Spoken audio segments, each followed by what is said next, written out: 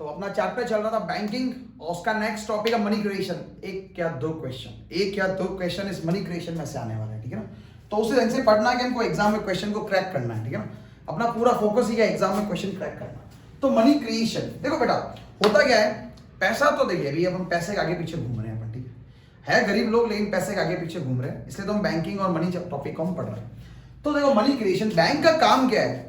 जैसे मैंने बोला बैंक का काम है भाई, मैंने पैसा लिया, accepting deposits and providing loans. तो भाई मैंने जैसे मिस्टर ए है, मिस्टर ए क्या करता है, बैंक में लाता है पैसा, ठीक है, बैंक में आया और बैंक के अंदर उसने मान लीजिए 1 लाख रुपए जमा करा दिया।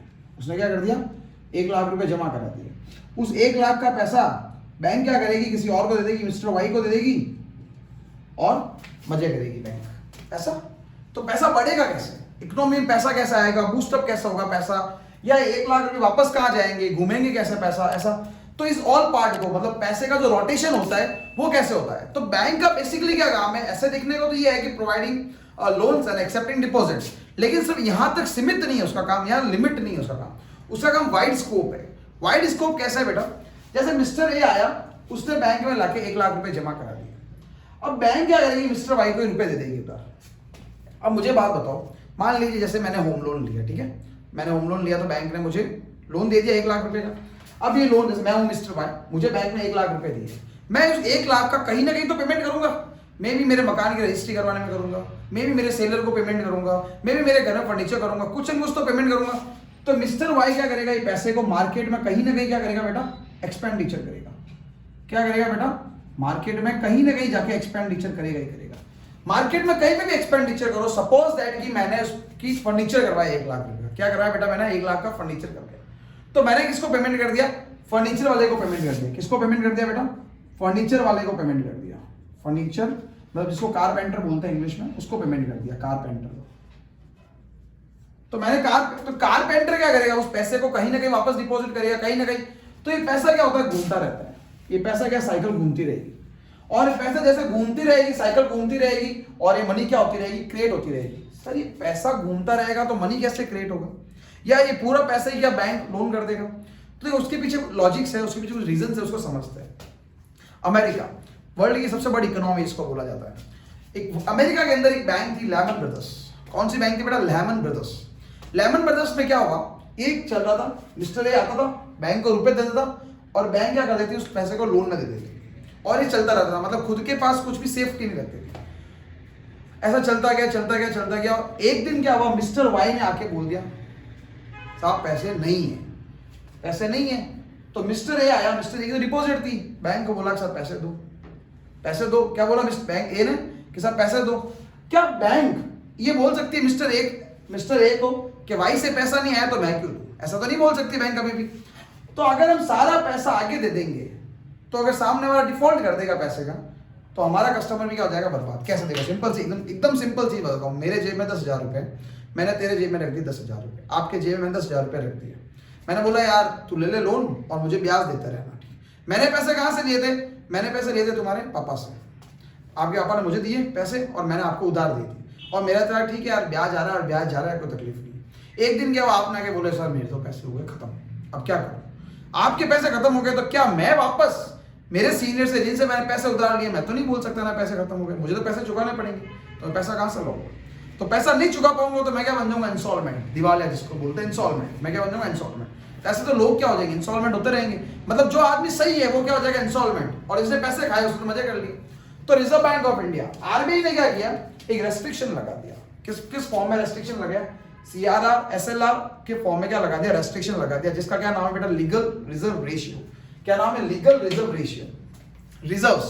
रिजर्व क्या होता है, आप गाड़ी चलाते हो, एक्टिवा नहीं दूसरी गाड़ी चलाते हो, बाइक के अंदर मतलब पास में एक बटन होता है पेट्रोल का, ऑन ऑफ और रिजर्व का मतलब वो लेवल कि अब आप उस जगह पे आ गए हो जहां पे कंटीजेंसी कुछ गलत हो सकता है आपके साथ, पहले ही सतर्क हो जाओ, उसको बोलते हैं रिजर्व मतलब वो मनी जो किसी न किसी इमरजेंसी के लिए सेव की जाती है। तो आरबीआई भी क्या बोलती है, reserve bank of India commercial bank को क्या एडवाइस करती है कि देख बेटा कमर्शियल बैंक, ये जो मिस्टर एक्स है ना, मुझे इसका मिस्टर जो वाई है ना, इसका मुझे चाल चलन सही नहीं लग रहा है। मिस्टर वाई है, ये कभी भी क्या हो सकता है, डिफॉल्ट हो सकता है। तो अगर मिस्टर ए तेरे को 1 लाख रुपए देना, तो आगे मिस्टर वाई को पूरे 1 लाख मत देना, अगर तेरे को मिस्टर ए 1 लाख दे तो मिस्टर वाई को पूरे 1 लाख रुपए मत देना, तू क्या करना, कुछ पैसे को अपने पास सेव रख लेना, और तेरे से सेव नहीं हो तो मेरे पास लाके दे देना, तेरे से सेव नहीं हो तो मेरे पास लाके दे देना। ऑटोमेटिकली क्या हो जाएगा, जैसे ही 1 लाख आएगा, अब क्या होगा, जैसे ही मिस्टर ए बैंक को लाके देगा 1 लाख रुपए, ये बैंक के पास आ गए 1 लाख रुपए। बैंक को आरबीआई ने क्या बोला, बैंक को आरबीआई ने क्या बोला कि तू है ना सीआरआर, कैश रिजर्व रेशियो, बेटा एग्जाम के अंदर सबसे इंपॉर्टेंट क्वेश्चन है कैश रिजर्व रेशियो के ऊपर, याद कर लेना, पक्का ढंग से समझ लेना। कैश रिजर्व रेशियो क्या होता है, सीआरआर क्या होता है, बैंक को क्या करना होता है, जो भी उसके पास डिपॉजिट आती है उसका कुछ फॉर्म, उसका कुछ परसेंटेज, एक certain percentage, may be 3%, may be 4%, ठीक है, मे बी 5% और एनी परसेंटेज आरबीआई को जमा कराना होता है, आरबीआई के पास ले जाके रखना होता है in the form of cash, in the form of cash. उसको क्या बोलते हो आप, सीआरआर बोलते हो। उसको क्या बोलते हो बेटा, सीआरआर बोलते हो। तो ठीक है साहब, ये तो पैसा आरबीआई के पास चला गया, अब आरबीआई कितना पैसा खुद के पास रखेगी, तो आरबीआई ने क्या बोला, मेरे पास तो तुम 3-4% ही रखोगे, पर तुम खुद के पास भी कुछ पैसे को क्या करोगे, सेव करोगे, और उसका क्या नाम होगा, एसएलआर, स्टैच्यूटरी लिक्विडिटी रेशियो। क्या नाम है बेटा उसका, स्टैच्यूटरी लिक्विडिटी और रेशियो। ये पैसा क्या रहेगा, ये पैसा बैंक को खुद के पास रखना है, बैंक को themselves itself, जो भी आप बोलना चाहो, खुद के पास रखना है, बैंक के itself खुद के पास पड़ा रहेगा पैसा, ठीक है ना। ये मे भी परसेंटेज 19%, 20%, थोड़ा हायर परसेंटेज चलता है। तो आप मुझे एक बात बताओ, जैसे 1 लाख रुपए आए थे, ये पैसा और ये पैसा, सपोज दैट इनकी टोटल जो है वो 23% है, तो 23% तो आगे लोन दे ही नहीं सकते, तो हम कितना पैसा आगे लोन देंगे बेटा, 1 लाख का 23% चला गया तो 23,000 रुपए लोन दे ही नहीं सकते, तो पीछे कितना लोन जाएगा, पीछे लोन जाएगा बेटा 77%। इसका कहने का मतलब क्या, अब लोन कितना हो गया, अब लोन हो गया हमारा 77,000 रुपीज। अब लोन कितना हो गया बेटा, 77,000 रुपीज। इससे क्या हुआ सर, इससे क्या फर्क पड़ा, इससे आप समझो, अब हर आदमी डिफॉल्ट नहीं करता, ये बात तो फिक्स है, ठीक है। तो बैंक ने क्या बोला, जब 1 लाख रुपए तेरे पास आते हैं तो तू सीआरआर एसएलआर ये दोनों पैसा क्या रख ले, अपने पास रख ले, ये क्या रख ले, पैसा अपने पास रख ले। तो बैंक क्या करेगी, हर 1 लाख में से 23,000 अपने पास रखती जाएगी, रखती जाएगी, रखती जाएगी, और वो पैसा क्या हो जाएगा, रिजर्व। मान लो ये 77,000 पे नहीं करता है बैंक को, मान लो ये 77,000 एनपीए बन जाता है, नॉन परफॉर्मिंग एसेट्स बन जाता है।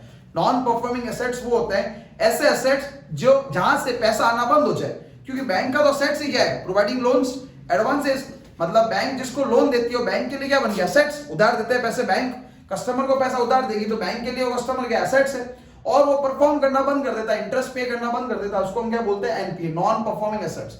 मतलब 90 दिन तक अगर इंटरेस्ट नहीं आता है तो क्या बन जाता है, वो एनपीए बन जाता है। तो एनपीए मान लो बन भी गया, तो अब ये पैसा तो हमारे पास रिजर्व पड़ा है, तो पहले जो लॉस हमारा 1 लाख का हो रहा था, अब वो लॉस कितने का होगा आपका, 23,000 रुपए का होगा। मतलब you reduce your loss, you reduce your loss. तो इस फॉर्म से क्या होता है, इस तरह से क्या हुआ, आरबीआई ने पहले इनको ये सिखाया कि भाई लोन कितना देना है।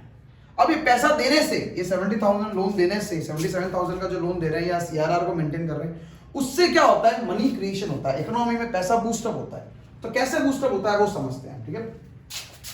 तो इसको आप करते हैं एक बार और उसको समझते हैं।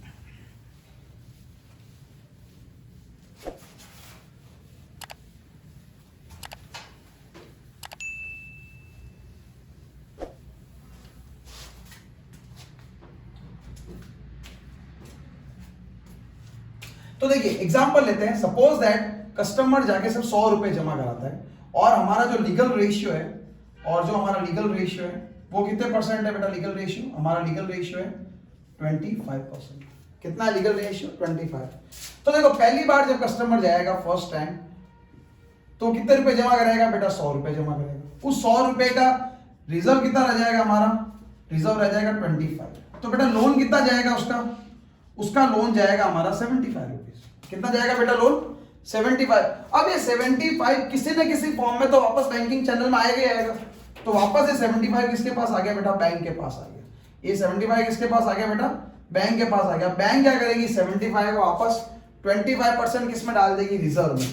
25% का मतलब हो गया इसका 25 1/4, 17 18 अप्रोक्स 18 रुपीज रख लेते हैं, अप्रोक्स 18 रुपीज आ जाएंगे, तो यहाँ कितना आ जाएंगे बेटा 55 रुपीज, या कितना आ जाएंगे 55 रुपये आ जाएंगे। तो 55 रुपीज जब वापस बैंक में आएंगे तो 55 का 1/4 approx upon 15 rupees round of ले रहे हैं। वैसे 15 का 60 होता है, लेकिन अपन क्या करते हैं 15 रुपीज राउंड ऑफ लेते हैं कैलकुलेशन को इजी करने के लिए। तो अब लोन कितना चला जाएगा बेटा 40 रुपीज। 40 रुपीज जब अगर रिजर्व में आएगा तो उसका 25% 10 रुपीज। 10 आएगा तो लोन कितना जाएगा बेटा 30 रुपये आ जाएगा तो उसका 25% मतलब 7.5 रुपीज। तो लोन कितना जाएगा बेटा 22.5 rupees. And as so on चलता जाए। तो सर ये तो कब तक कैलकुलेशन करेंगे? ऐसे तो हम करने बैठ गए ना तो हम एक ही क्वेश्चन एग्जाम अटेंड कर पाएंगे। तो बेटा आपको ऐसे कैलकुलेशन नहीं करनी है। मैंने तो एग्जांपल दिया, देखो 100 रुपए, 100 से फिर 75 और बने 75, फिर 55 और बन गए, फिर 40 और बन गए, फिर 30 और बन गए। ये कैसे चल रहा है? ये मनी क्रिएशन हो रहा है, क्रेडिट क्रिएशन हो रहा है मार्केट में। तो आप देख रहे हो ये दो चीजों के ऊपर डिपेंड कर रहा है, एक तो डिपॉजिट के ऊपर और दूसरा रिजर्व के ऊपर। तो मैंने वेरी स्टार्टिंग में लिखा था जो आपका मनी क्रिएशन होता है वो दो चीजों के ऊपर डिपेंड करता है। वो करता है पहला आपका लीगल रिजर्व रेशियो के ऊपर और दूसरा करता है बेटा इनिशियल डिपॉजिट के ऊपर। जितना ज्यादा पैसा रिजर्व में आएगा उतना ही कम क्रेडिट क्रिएशन होगा, उतना ही कम अपना मनी क्रिएशन होगा। तो ये लाइन बहुत इंपॉर्टेंट है। There has been inverse relationship between, किन दो के बीच में रिलेशनशिप है? यहाँ पे आपके सीआरआर या लीगल रिजर्व रेशियो की बात करता हूं मैं। किसकी बात करता हूं? लीगल रिजर्व रेशियो एंड आपका मनी क्रिएशन। आपके जो मनी क्रिएशन है और जो आपका लीगल रिजर्व रेशियो है उसके बीच में कैसी रिलेशनशिप है बेटा? उसके बीच में नेगेटिव रिलेशनशिप है। जितना ज्यादा रिजर्व होगा, अब आप देखो एग्जांपल ले लेता हूं मैं। मान लो बेटा इसकी जगह रिजर्व 30 रुपए हो जाता तो आप समझो यहाँ 30 हो जाता तो लोन कितना जाता बेटा? 70 जाता ना। लोन अगर 30 हो जाता तो फिर हमारे पास डिपॉजिट कितनी आती? 70। अब 70 का 25% आपका अप्रोक्स मान लीजिए 16, तो यहाँ पे आपका 60 और 54 हो जाता। कितना हो जाता? 54 होता है। एंड सो ऑन, ये साइकिल आपकी चलती रहती। तो देखो जैसे ही मैंने यहाँ पे रिजर्व को बढ़ाया, जैसे ही मैंने आपका क्या किया बेटा, रिजर्व को इंक्रीज किया, साइमल्टेनियसली आपका मार्केट के अंदर मनी क्रिएशन क्या हो गया? आपका मनी क्रिएशन क्या हो गया? आपका मनी क्रिएशन रिड्यूस हो गया। समझ में आया आपको? या मैं ये बोलूं बेटा आपका रिजर्व डाउन होता है। जब भी आपका रिजर्व क्या होता है बेटा? डाउन होता है। मनी क्रिएशन क्या होता है? बढ़ जाता है। मार्केट में मनी सप्लाई क्या होगा? इकोनॉमी के अंदर पैसा क्या हो जाएगा? बढ़ जाएगा। वैसे इस कंसेप्ट को जो इन्फ्लेशन डिफ्लेशन पढ़ेंगे या मॉनेटरी पॉलिसी पढ़ेंगे तो वापस डिटेल में पढ़ेंगे। ये चीज समझ में आई नहीं है आपको? कोई डाउट? तो सर ये तो ऐसे तो ठीक है, पर कैलकुलेट कैसे करें कितना पैसा बन जाएगा? तो उसका एक फॉर्मूला है। उस फॉर्मूले को क्या बोलते हैं? Credit multiplier. क्या बोलते हैं बेटा? क्रेडिट मल्टीप्लायर बोलते हैं उस फॉर्मूले को। तो सर क्रेडिट मल्टीप्लायर का कोई फॉर्मूला है क्या? हाँ बेटा, क्रेडिट मल्टीप्लायर का एक फॉर्मूला है। क्रेडिट मल्टीप्लायर का क्या फॉर्मूला है? पहली बात इसको के से रिप्रेजेंट करते हैं। किससे रिप्रेजेंट करते हैं? के से। के का मतलब यहाँ पे क्या है बेटा? 1 लीगल रिजर्व रेशियो। क्या है? 1 लीगल रिजर्व रेशियो। ये तो बताता है कि कितने टाइम पैसा बढ़ेगा। मान लीजिए आपका जैसे हमारा एग्जांपल था 25% है, तो ये क्या बोलना चाहता है? 1/25%। मतलब बेटा पैसा आपका 4 टाइम्स बन जाएगा। पैसा कितना टाइम्स बन जाएगा? 4 टाइम्स बन जाएगा। अगर मान लीजिए आपका लीगल रिजर्व रेशियो 20% होता है तो पैसा क्या होगा बेटा? आपका 5 टाइम्स बन जाएगा। कितना टाइम्स बन जाएगा? 5 टाइम्स। मतलब जैसे ही मैंने रिजर्व को डाउन किया, पैसा क्या हो गया? ज्यादा हो गया मनी मल्टीप्लायर। पैसा ज्यादा बढ़ने लग गया। बहुत लॉजिकल चीज है बेटा। वही पैसा है, अगर उसको रिजर्व में डाल दोगे तो मार्केट में कम आएगा और रिजर्व में नहीं डालोगे तो मार्केट में बढ़ जाएगा। ये वाला कंसेप्ट आपका रहता है। समझ गए चीज को या नहीं समझे? आपको बोले सर टोटल पैसा कितना हो गया? ये जो 100 रुपए था, इस फॉर्मेट में जाने के बाद पैसा कितना बन गया? तो सर पैसा कितना बन गया वो बताना है आपको। तो टोटल मनी क्रिएशन कितना हो जाएगा? इसका फॉर्मूला था 1/LLR into initial deposits. 1/25% into 100 मतलब 400 रुपीज। मतलब इनिशियली अगर बैंक के पास 100 रुपए आते हैं और हमारा लीगल रिजर्व रेशियो 25% है तो पैसा कितना बन जाएगा बेटा? वो 400 रुपए में कन्वर्ट हो जाएगा। और मेरा अगर लीगल रिजर्व रेशियो 20% है तो पैसा कितना बन जाएगा बेटा? 500 रुपए बन जाएगा।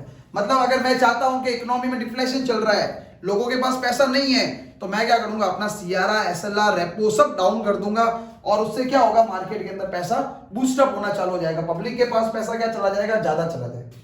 अब मान लीजिए बैंक ऐसा एग्जाम में क्वेश्चन पूछते हैं, there has been high risk of chance of loss, there has been high risk of chance of loss, मतलब जो चांस ऑफ लॉस है या बैड डेट्स होने का चांस है, इंस्टॉलमेंट होने का चांस है ज्यादा है, तो बैंक को क्या करना चाहिए, तो बैंक को रिजर्व बढ़ा देना चाहिए। जैसे ही रिजर्व बढ़ेगा लोन कम ही जाएगा, जब लोन कम ही जाएगा तो पैसा डूबेगा भी क्या, कम ही बोलेगा।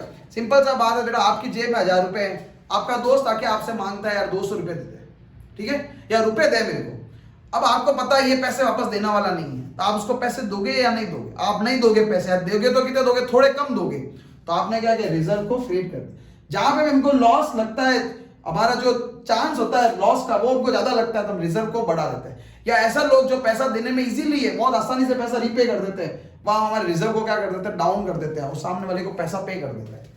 This is a complete process of money creation.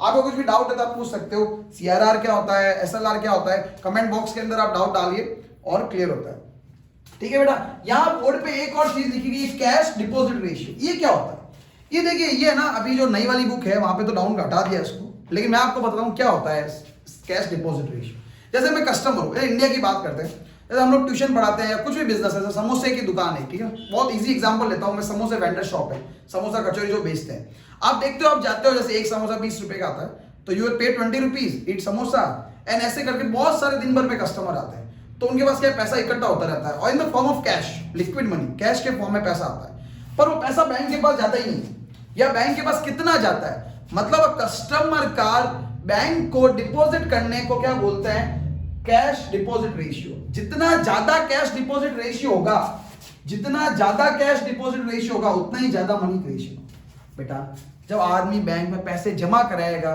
तब बैंक उस पैसे को रोटेट करेगा ना। अब कस्टमर ने तो सोच लिया है कि जो पैसा बिजनेस से आता है वो घर पे ले जाके गड्ढिया बना बना के रख दो, तो कैश इकोनॉमी को हम प्रमोट अगर करते हैं, अगर हम कैश इकोनॉमी को प्रमोट करते हैं, तो इकोनॉमी में पैसा क्या हो जाएगा, कम हो जाएगा। और हम ऑनलाइन बैंकिंग को, या मैं ये बोल लूं कि बैंकिंग चैनल को प्रमोट करते हैं, पेटीएम, रुपी या एनी चैनल, आईसीआईसी बैंक के जो एप्लीकेशंस है या यूपीआईज जो है, उनको हम अगर प्रोसेस को करते हैं या हम कैश को कम करते हैं फॉलो, तो मार्केट में पैसा क्या होगा, बढ़ेगा। तो जितना ज्यादा कैश डिपॉजिट रेशियो होगा, जितना ज्यादा बैंक के पास पैसा आएगा, उतना ही ज्यादा क्या हो जाएगा, मनी क्रिएशन हो जाएगा। समझ में आई चीज, या इसका रिवर्स, जितना कम सीडीआर होगा उतना ही कम आपका मनी क्रिएशन होगा। समझ में आ गई चीज। तो ये है बेटा सीआरआर, ये है एसएलआर और ये है सीडीआर। ये तीन चीजें समझ में आई कि नहीं। आपसे मैं छोटा सा क्वेश्चन पूछता हूं, क्या बैंक को जितना आरबीआई बोलता है उतना ही सीआरआर रख सकता है या उससे ज्यादा भी सीआरआर रख सकता है? तो मैं आपको बताता हूं, सीआरआर जो होता है, एक तो होता है कि गवर्नमेंट ने जो बोला है वो, मतलब आरबीआई ने जो बोला है वो रखना ही रखना है, प्लस कुछ बैंक क्या रखती है, वीसीआर रखती है। वीसीआर का मतलब होता है वॉलंटरी कैश रिजर्व। क्या होता है, वॉलंटरी कैश रिजर्व। कुछ बैंक क्या करती है, उनको ज्यादा रिस्क लगती है तो वो क्या करती है, पैसे को ज्यादा सेव कर लेती है, मतलब लोन कम देती है वीसीआर, ठीक है ना। जैसे उनके पास डिपॉजिट जैसे आया, यहाँ पे मान लीजिए 100 रुपीज था, तो ऐसे तो सिस्टम है बैंक का 25% रिजर्व रखने का, लेकिन बैंक को लगता है ये आदमी पैसे चुका नहीं पाएगा, तो बैंक क्या करती है उस समय अपना रिजर्व 25 से 30% या 35% या 40% बढ़ा देती है। ये लोकेशन बेस्ड होता है। कुछ लोकेशन है जहाँ पैसा डूबने का चांस ज्यादा है तो वहाँ पैसा कम फंडिंग करते हैं, कुछ चांस ऐसे जहाँ पैसा आने का चांस ज्यादा है, रिकवरी का चांस ज्यादा है, वहाँ हमारा रिजर्व रेशियो डाउन कर देते हैं। तो एक होता है ऐसा रेशियो जो गवर्नमेंट के बरकरार है, ये तो मेंटेन करना ही करना है। ये वीसीआर, ये बैंक टू बैंक अपनी चॉइस है, कोई कंपल्सन नहीं है, ठीक है। समझ में आगे चीज आपको क्लियर हुई नहीं हुई? तो कुछ भी अगर आपको डाउट हो इस टॉपिक के अंदर आप कमेंट बॉक्स में जरूर लिखिएगा। थैंक्स।